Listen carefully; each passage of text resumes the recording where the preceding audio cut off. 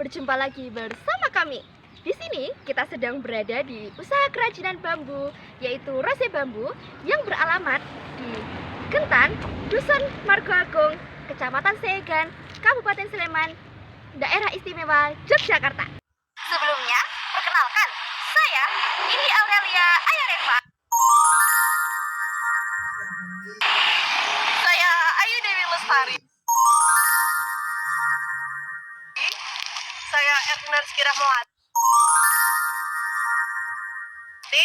Saya Gabriel Altovidiastin. Ningrum. Saya Oscar Pakbal Fahriza. Saya Virus Jinanjak. Nah, kita mau tanya-tanya nih tentang usaha ini. Ikutin terus ya. Check it out. Assalamualaikum, selamat sore Bapak. Sebelumnya ini kami dari perwakilan SMA Negeri 1 Sleman. Saya Jalan Jaya Reza beserta teman-teman sekalian. Di sini kami ingin menambah ilmu dengan mencari informasi lebih dalam lagi tentang kerajinan bambu lewat usaha Bapak. Sebelumnya, mohon maaf apakah boleh perkenalan diri Bapak sendiri? Oke, terima kasih. Selamat datang di Rose Bambu di lingkungan Kelurahan Margo Agung, Segan, Sleman. Nama kami, usaha kami di Rose Bambu, nama saya Marsuni, pemilik dari usaha ini. Kemudian kita berusaha di bidang furniture dan kerajinan bambu. Kita mau sedikit tanya-tanya ya. Oh iya, siap. Jadi yang pertama, hal apa yang memotivasi Bapak untuk menjadi seorang pengrajin? Yang pertama adalah memanfaatkan potensi lingkungan. Kemudian potensi lingkungan ini apa? Karena kita ada di sentra kerajinan, sentra mebel bambu yang ada di Gentan. Ini salah satu sentra yang ada di Kabupaten Sleman. Ini menunjukkan kita untuk berusaha di sektor bambu karena memang potensinya sudah ada. Kemudian dulu pasarnya juga sudah masih sangat terbuka dan potensi kemampuan kita juga untuk mengolah bambu pengen ada sesuatu yang berbeda yang diberikan untuk konsumen bambu yang berbeda dari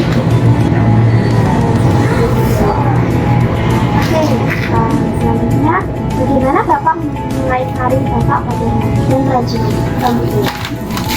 Kalau kita di Rose Bambu ini sebenarnya kan dimulai di 2010-an lah, di tahun 2010 itu kita sempat ya banyak anak-anak muda gitu kan, rata-rata anak muda kemudian di rumah, kemudian tidak ada aktivitas tetapi kompetensinya itu berdarah, makanya kita coba untuk memanfaatkan bambu yang lebih baik lagi, kemudian ada sebagai sumber ekonomi warga juga untuk peningkatan kesejahteraan.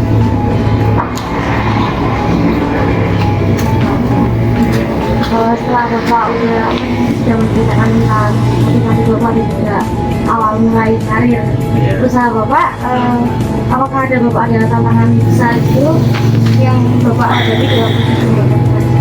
Tantangan besar itu jelas ada, karena setiap usaha adalah ada tantangannya. Yang pertama tentang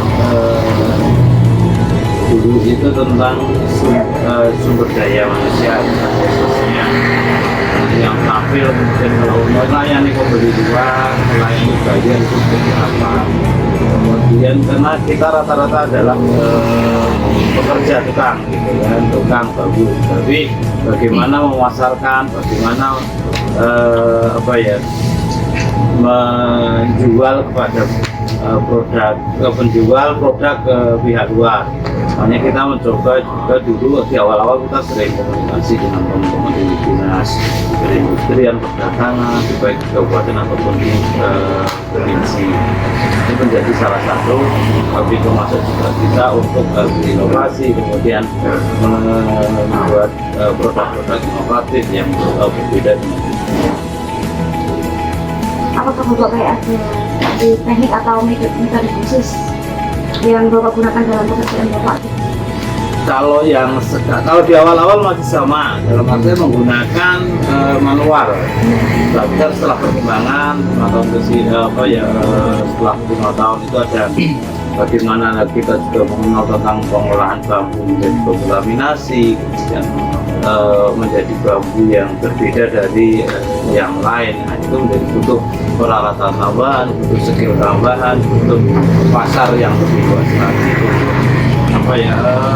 Keterampilan dasar yang berbeda dari bambu-bambu yang Apakah ada Bapak, bagaimana Bapak bisa mengembangkan kreativitas dari yang pertama jelas, kalau dulu itu kan ada pembinaan intensif dari dinas terkait, kemudian ada juga dari mungkin kita di awal-awal mengenalkan ya melalui googling lah gitu kan, dulu juga melalui searching di dulu di awal-awal itu metode produk yang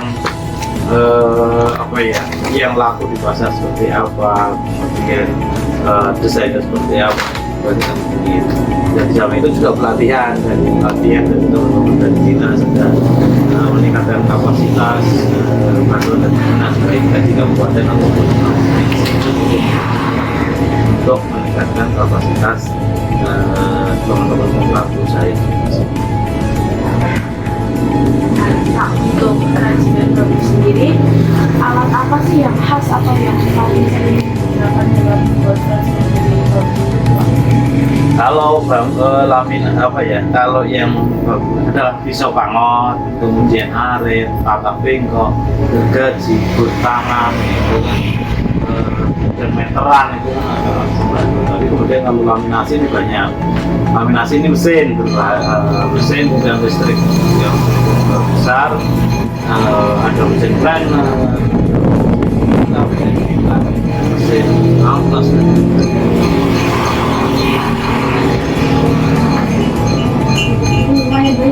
Ya, nanti kan tergantung mananya masih semi manual atau ada laminasinya. Kalau manual berarti kan tadi pakai pisau pangot, arit, tatak, gergaji, mesin, gur tangan.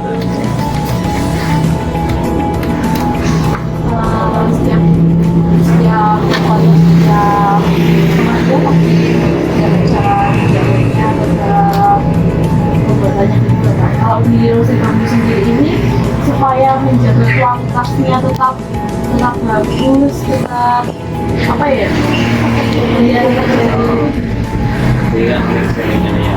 berbeda dari yang lain. Kita karena bambu itu rentan terhadap serangan serangga bambu, sudah ada lubang-lubang juga banyak. Kita ada proses pengawetan namanya. Kita awetkan, kita jamin ada garansinya. Garansi selama setahun. Kalau produk yang kita bikin itu kena bubuk, nanti kembalikan produk itu kita ganti. Itu salah satu jaminan kita untuk bahwa produk yang dijual di pasar itu terjamin untuk dari serangan serangga bubuk.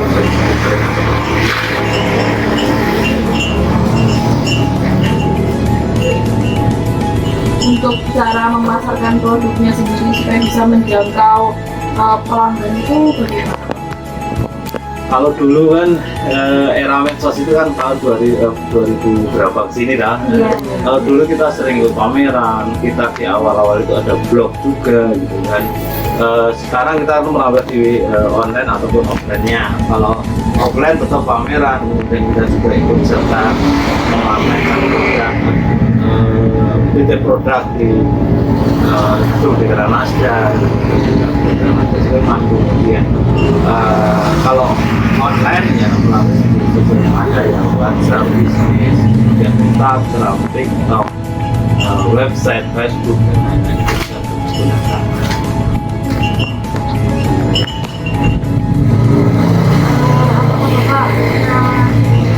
Kapan Bapak mengalami keuntungan yang signifikan di jabatan Bapak mengingat apa jabatan untuk mendapatkan? Kalau bambu ini kan apa ya? Ini sebelum COVID kita keuntungannya lumayan lah, gitu kan, sebelum COVID gitu kan. Tapi setelah COVID ini kita turunnya hampir ya 80% lebih kan. Gitu ya. Karena kita sasarannya adalah keluar pasar kita. Kalau lokal kalau dulu kita keluar karena jadi supplier atau eksportir. Ya itu menjadi apa ya? Mengapa kok omset kita cukup tinggi? Karena kita setiap saat ada order, kemudian yang mengerjakan juga banyak. Ini kan kita juga mengalami penurunan omset, juga penurunan sumber daya manusia, khususnya tenaga lainnya. Kita jadi berkurang, jadi omset pun turun juga. Untuk biaya awal produksi, untuk awal bulan, apakah hasil penjualan sudah berarti pengeluaran atau? Kalau di awal-awal pengeluaran itu hampir dikatakan paling untuk tenaga kerja bahan itu. Kalau sekarang ini kan ya untuk pengelolaan medsos, bahan tenaga kerja sangat-sangat besar. Kalau posisi untung ya untung sebelum COVID. Kalau setelah COVID ini kita masih setelah pandemi ini masih belum Masih naik turun. naik turun pun masih naik turun di garis apa ya, masih di bawah garis gitu kan. Iya. Jadi, Ya Pak, untuk harapan Bapak untuk kerajinan Bapak di Resi Bambu ini kedepannya seperti apa?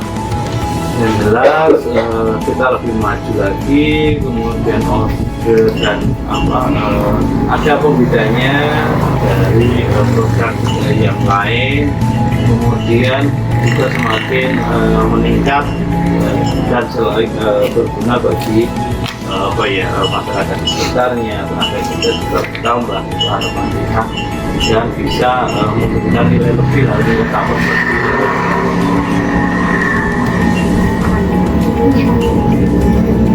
Juga mendoakan supaya usaha Bapak ini terus baik. Ya, laris terus lah. Amin, amin. Terima kasih banyak Bapak, ini sudah meluangkan waktunya untuk kami. Jadi kami izin untuk memasarkan produk-produk Bapak. Boleh, monggo silahkan tag kami atau mention kami di Instagram, di Proses Bambu, ada Proses ID itu ada, kemudian TikTok juga ada, TikTok Proses Bambu. Tapi memang kalau pengelolaan TikTok kan belum optimal, nanti kita coba. Kalau yang Proses Bambu ini followernya baru sedikit, masih di bawah 1000. Kalau yang Bambu Jadika sudah ada 1000. Ya nanti mungkin dengan tambah follower berapa? Siap. Terima kasih banyak ya Pak. Di tengah dunia yang semakin sadar akan pentingnya keberlanjutan dan desain yang estetis, produk kerajinan bambu menawarkan solusi yang elegan dan ramah lingkungan. Apakah Anda mencari sentuhan alami untuk rumah Anda? Atau hadiah yang penuh makna dan keunikan? Kerajinan bambu adalah pilihan sempurna yang tidak hanya memukau secara visual, tetapi juga mendukung praktek berkelanjutan. Bambu adalah bahan yang sangat ramah lingkungan. Berbeda dengan kayu keras, bambu tumbuh dengan cepat dan dapat dipanen dalam waktu singkat tanpa merusak ekosistem. Memilih produk kerajinan bambu berarti Anda mendukung penggunaan bahan yang dapat diperbarui dan berkontribusi pada penggunaan deforestasi. Setiap produk kerajinan bambu yang Anda beli membantu menjaga planet kita untuk generasi mendatang. Kerajinan bambu menawarkan keindahan alami yang unik. Serat bambu yang halus dan warna yang hangat memberikan sentuhan estetika yang menawan untuk setiap ruang. Selain itu, kerajinan bambu dikenal karena kekuatan dan ketahanannya, menjadikannya pilihan ideal untuk produk rumah tangga dan dekorasi yang awet dan berkualitas tinggi. Setiap produk kerajinan bambu adalah hasil karya tangan pengrajin yang terampil, mencerminkan keunikan dan budaya lokal. Dari perabotan rumah hingga aksesoris dekoratif, setiap item membawa sentuhan personal dan cerita yang membuatnya lebih berharga. Dengan membeli produk kerajinan bambu, Anda tidak hanya mendapatkan barang yang indah, tetapi juga mendukung komunitas lokal dan keterampilan tradisional. Dengan kerajinan bambu, Anda tidak hanya membeli produk, Anda berinvestasi dalam nilai-nilai penting. Nikmati keindahan dan kekuatan bambu yang memadukan kepraktisan dan estetika sambil mendukung praktek berkelanjutan dan keberagaman budaya. Pilih produk kerajinan bambu hari ini dan rasakan perbedaannya di setiap aspek hidup Anda. Jadilah bagian dari solusi dan hargai keindahan yang abadi. Dapatkan produk kerajinan bambu yang dirancang untuk memenuhi kebutuhan dan gaya hidup Anda. Dan yang pasti, pilihan paling tepat adalah kunjungi kerajinan Rose Bambu yang beralamat di Ngentan, Dusun Margo Agung, Kecamatan Seyegan, Kabupaten Sleman, Daerah Istimewa Yogyakarta.